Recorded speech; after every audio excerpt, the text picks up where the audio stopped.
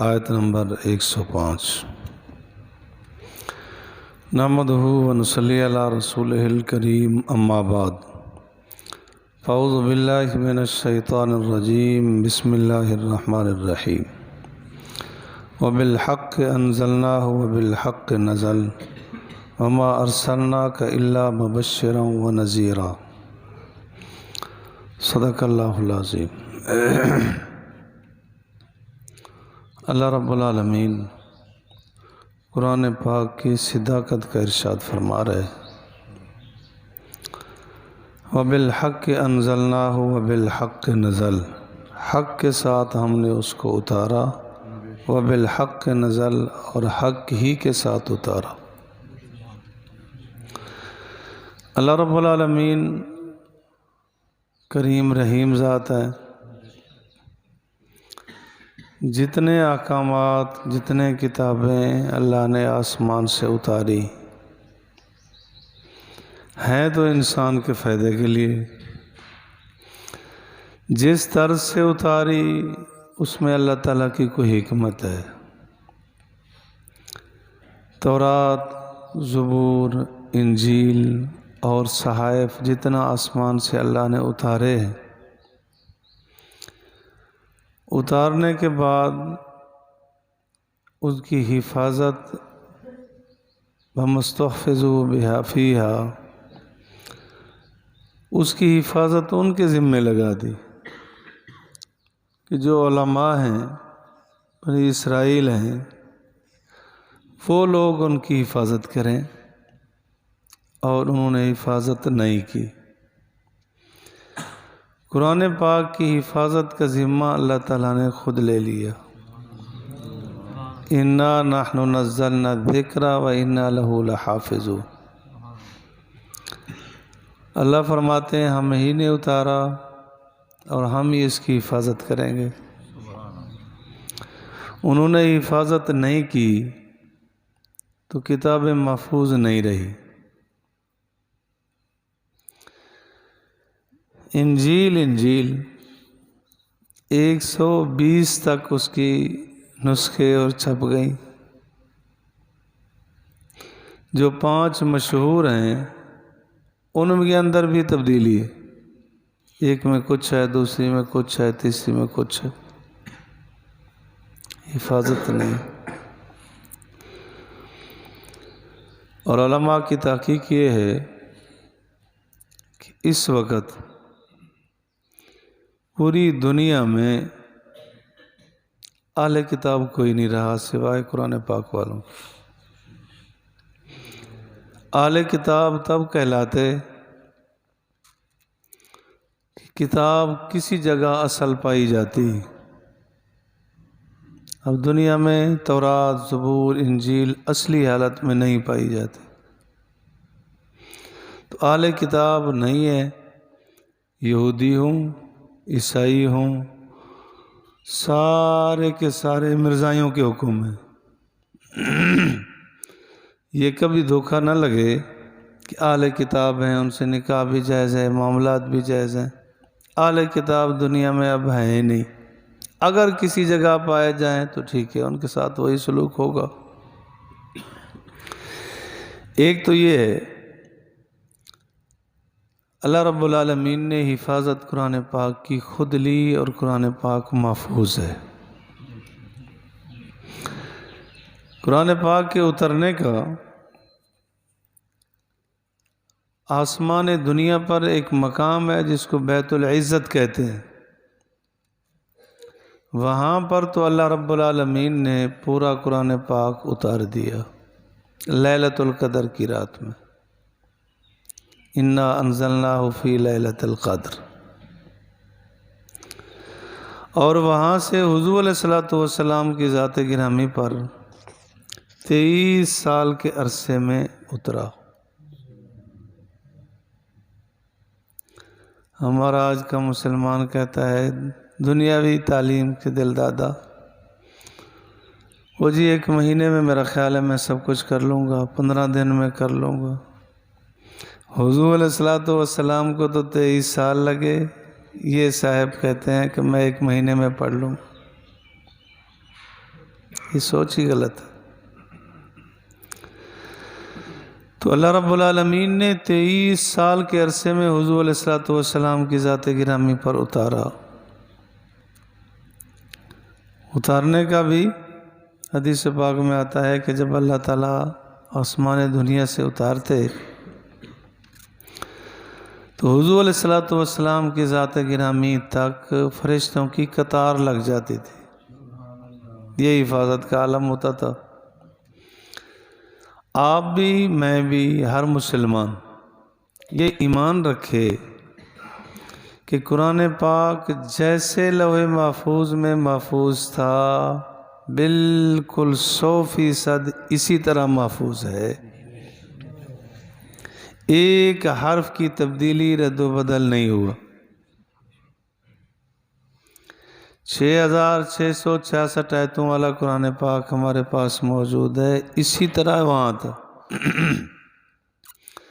ان کی طرح نہیں کہ 12666 آیتوں والا قرآن پاک تھا، 70 گز لمبا تھا، صحابہ نے خرد برد کر دی، نعوذ باللہ۔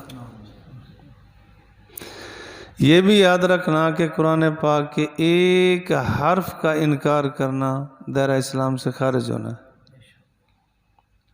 100% محفوظ ہے، 100% محفوظ ہے۔ اِنَّا نَحْنُ نَزَّلْنَا الذِّكْرَ وَإِنَّا لَهُ لَحَافِظُونَ۔ معرف القرآن مولانا ادریس کاندھلوی رحمۃ اللہ علیہ فرماتے ہیں اس آیت کے تحت کہ قرآن پاک محفوظ کتاب ہے، اتارنے والے اللہ ہیں، لیکن قرآن پاک ان کو محفوظ رہے گا جو اپنے اساتذہ کا ادب کرتے۔ سب سے پہلے فرمایا اولین استاد صحابہ ہیں۔ اب جو صحابہ کو نہیں مانے گا ان کو کبھی قرآن پاک محفوظ نہیں ہوگا، کبھی بھی یاد نہیں ہوگا، ان کو فاتحہ تک بھی نہیں آئے گی۔ تو اللہ رب العالمین نے قرآن پاک کو اتارا، وبالحق نزل، اور حق ہی کے ساتھ اتارا، لا شک فی، اس میں کوئی شک نہیں۔ وما ارسلناک الا مبشرا ونذیرا، حضور علیہ الصلوۃ والسلام کی صداقت، رسالت اور آپ علیہ الصلوۃ والسلام کا فریضہ۔ وما ارسلناک، نہیں بھیجا ہم نے تجھ کو، الا مبشرا ونذیرا، مگر خوشخبری سنانے والا، ڈر سنانے والا۔ حضور علیہ الصلوۃ والسلام کو اللہ رب العالمین نے بھیجا، باقی انبیاء کو بھیجا۔ یاد رکھنا نبوت وہ بھی چیز ہے اور ولایت کسبی چیز ہے۔ نبی اپنی مرضی سے کوئی نہیں بن سکتا، اللہ تعالیٰ جس کو نبوت عطا کر دے کر دے۔ ولایت کسبی چیز ہے کہ محنت کر کے آدمی ولی بن سکتا ہے۔ یہ معنی نہیں ہے کہ پیران پیر عبد القادر جیلانی رحمۃ اللہ علیہ ولی بن گئے، اس زمانے کے لوگ ولی نہیں بن سکتے، نہیں، ایسا نہیں۔ محنت کریں گے اللہ ان کو بھی ولی بنا دے گا، لیکن نبوت یہ وہ بھی چیز ہے اللہ جس کو عطا کرتے ہیں۔ اور سب سے پہلا نبی حضرت آدم علیہ الصلوۃ والسلام، اور سب سے آخری نبی جناب محمد الرسول اللہ صلی اللہ علیہ وسلم ہے۔ حضور علیہ الصلوۃ والسلام کے بعد کسی نئے نبی کا تصور بھی حرام ہے۔ امام اعظم ابو حنیفہ رحمۃ اللہ علیہ کا فتویٰ، وہ فرماتے ہیں کہ اگر کوئی آدمی حضور علیہ الصلوۃ والسلام کو آخری نبی مانتا ہے، ایمان اور عقیدہ اس کا ٹھیک ہے، کسی نے دعوی نبوت کر دیا، اس نے اس سے صرف دلیل مانگ لی کہ اگر تو نبی ہے تو کوئی دلیل دے دے، اس دلیل مانگنے پہ کافر ہو جائے گا۔ اتنا تصور بھی گنجائش نہیں۔ باقی ہماری قوم کا حال تو بالکل پتلا ہے، جیسا آدمی بھی کوئی دعویٰ کر دے کہتے ہیں آخر کچھ ہوگا تو صحیح نا یار، آخر استغفر اللہ العظیم، الا مبشرا و نذیرا، مگر خوشخبری سنانے والا۔ حضور علیہ السلام خوشخبری سنانے والے تھے، نذیر ڈر سنانے والے، ازراہ شفقت، یہ نہیں کہ جس طرح سانپ اور بچھو سے ڈرایا جاتا ہے، شیر درندے سے ڈرایا جاتا ہے نا، ایسے ڈرایا جاتا ہے جیسے باپ اپنے بیٹے کو ڈراتا ہے۔ بچہ دیوار پہ کھڑا ہے، بڑے خوش خوش کھڑا ہے تو کانپ رہا ہوتا ہے باپ، بیٹا خیال کرنا خیال کرنا خیال کرنا، یہ ازراہ شفقت ڈرا رہا ہوتا ہے کہ خیال کرنا، گرنا جانا، کوئی نقصان نہ ہو جائے۔ تو آپ علیہ السلام نے بھی پوری امت کو ازراہ شفقت ڈرایا۔ شفقت کا یہ عالم تھا کہ حضور علیہ السلام نے فرمایا جس طرح آگ جل رہی ہو اور پروانے اس میں گرنا چاہ رہے ہو، تمہاری حالت ایسے ہی ہے کہ جا رہے اور میں تمہاری کمر سے پکڑ پکڑ کے جنت کی طرف لانے کی کوشش کر رہا ہوں، تم ادھر جا رہے ہو۔ حضور علیہ السلام نے ڈرایا بھی اور آپ علیہ السلام نے خوشخبریاں بھی دی۔ علماء بھی یہی فرماتے ہیں کہ بیانات کا سلسلہ ایسا ہی ہو کہ صرف فضائل بیان کر کر کے، اتنا کر کر کے کہ جنت سے بھی آگے گزار دے، ایسا نہ ہو۔ ایسا ڈر بھی نہ سنائے کہ بالکل مایوس ہو جائے۔ قرآن پاک کا اسلوب بھی یہی ہے کہ جہاں کافرین کا ذکر آتا ہے ساتھ مومنین کا آتا ہے، جہاں جنت کا ذکر ساتھ جہنم کا، جہنم کا ذکر تو ساتھ جنت کا بھی آتا ہے۔ جہاں ڈرایا جاتا ہے وہاں سکون کی، راحت کی چیزیں بھی ساتھ بتائی جاتی ہیں۔ اب مکی زندگی میں تقریباً 86 صورتیں اتری، ان کے اندر زیادہ سے زیادہ تر یہ 9 باتیں ہوا کرتی تھی: توحید، رسالت، قیامت۔ توحید، رسالت، قیامت پر اعتراض، توحید، رسالت، قیامت پر اعتراض کیے گئے کا جواب، یہ 9 باتیں عام طور پہ ان میں رہیں۔ تو اللہ رب العالمین نے مقدس کلام کو اتارا، وَقُرْآنًا فَرَّقْنَاهُ، فرق نہ ہو، اور قرآن پاک کو ہم نے تفریق سے اتارا، لِتَقْرَأَهُ عَلَى النَّاسِ، تاکہ تو اس کو پڑھے لوگوں پر، عَلَى مُقْسِن، ٹھہر ٹھہر کے، روک کے، وَنَزَّلْنَاهُ تَنزِيلًا، اور ہم نے اس کو اتارنا۔ قرآن پاک کی ایک خصوصیت یہ بھی ہے، تورات، زبور، انجیل وہ لکھی ہوئی آئیں، لکھ کے اتاری گئی۔ یہ لو قرآن پاک لکھا ہوا یوں نہیں آیا، اللہ تعالیٰ نے اس کو اتارا حضور علیہ السلام کے سینے پر، اللہ نے سینے پر اتارا۔ بل ہوا آیات بینات فی صدور الذین، کہ اللہ تعالیٰ نے ان لوگوں کے سینوں پہ اتارا، کہ اللہ تعالیٰ نے حضور علیہ السلام کے قلب مبارک پر، پھر قلب سے آگے قلب، یوں منتقل ہوتا جا رہا ہے۔ ایک تو یہ ہے کہ تھوڑا تھوڑا کر کے اتارا، تورات زبور کٹھی۔ مشرکین مکہ نے بھی یہی اعتراض کیا تھا کہ یہ کٹھا آ جانا چاہیے، یہ تھا کہ ہم دیکھ لیتے ادھر ادھر سے، پھر اس کے علاوہ سازشیں کرتے۔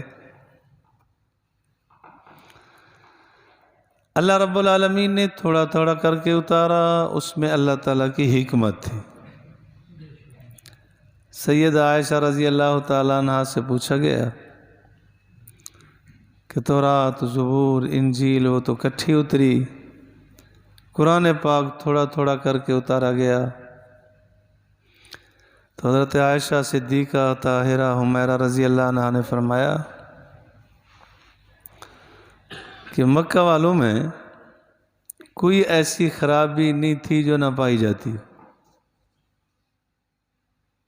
شرک بھی کرتے تھے، بدعات بھی کرتے تھے، چوریاں بھی کرتے تھے، ڈاکے بھی مارتے تھے، زنا بھی کرتے تھے، ہر قسم کا گناہ ان میں پایا جاتا تھا، ہر قسم کا گناہ۔ اگر ایک دم قرآن پاک اتار دیا جاتا تو یہ عمل نہ کرتے، تھوڑا تھوڑا آیا، یہ عمل کی توفیق ان کو ہوتی رہی۔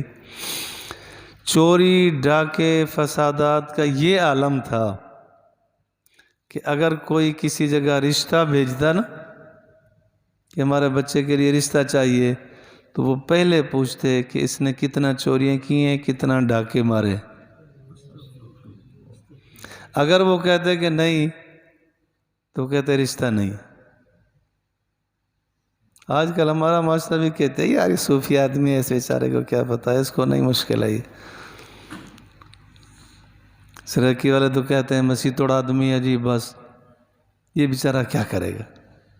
وہ یہی کہتے تھے کہ اگر اس نے ڈاکہ نہیں مارا یہ کیسے کھلائے گا، گھر کیسے چلائے گا؟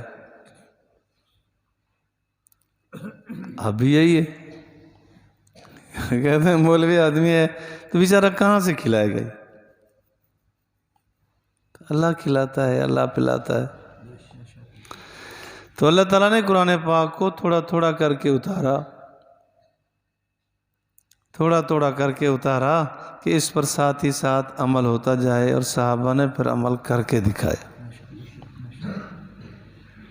حضور علیہ الصلوۃ کا جو پیغام پہنچا کہ جی شراب حرام ہے، حدیث پاک میں آتا ہے کہ ہر محلے سے، گھروں سے نالی بہنے والی شراب سے بہہ رہی تھی، برتن بھی توڑ دی، ساری انڈیل دی کہ حضور نے فرما دیا بس۔ قرآن پاک محفوظ کتاب ہے اور اللہ تعالیٰ کی اس میں حکمتیں ہیں، تو سینہ بسینہ ہے، یہ محفوظ ہے۔ اگر قرآن پاک کے کوئی ظالم سارے نسخے ہی جلا دے تب بھی قرآن محفوظ ہے، اس کو یاد رکھنے والے موجود ہیں۔ چھوٹے چھوٹے بچوں کے سینوں میں اللہ نے اس کو محفوظ کر دیا۔ قرآناً فرقناہ، اور قرآن ہم نے اس کو اتارا تھوڑا تھوڑا کر کے تفریق کے ساتھ، لتقرأہ علی الناس، تاکہ تو پڑھے اس کو لوگوں پر، علی مکثن، ٹھہر ٹھہر کے، ٹک ٹک۔ ایک تو احکامات تھوڑے تھوڑے اور حاصلہ بھی ہو جاتا ہے۔ آپ نے سنا ہوگا شاید کہ حفاظ اکرام آج کل کا اکثر حضرات کا یہ طرز ہے کہ الٹ شروع کرواتے ہیں بچے کو حفظ کرانا آخری صورتوں سے۔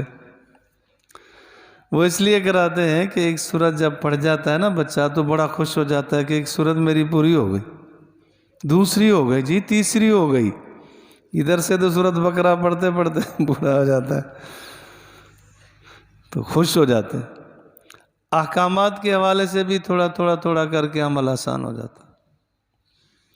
حضور علیہ السلام نے حضرت معاذ رضی اللہ تعالیٰ عنہ کو جب بھیجا تو یہی فرمایا کہ یہ چیز بتانا، پھر یہ بتانا، پھر یہ بتانا، کہ ساتھ ہی ساتھ عمل ہوتا جائے۔ وَنَزَّلْنَاهُ تَنزِيلًا، اور ہم نے اس کا اتارا ہے اتارنا، تو اللہ نے اتارا۔ اس میں اللہ تعالیٰ کی قدرت اور حکمت ہے، تو قرآن پاک محفوظ ہے اور ایمان، یقین کامل رکھنا ضروری ہے۔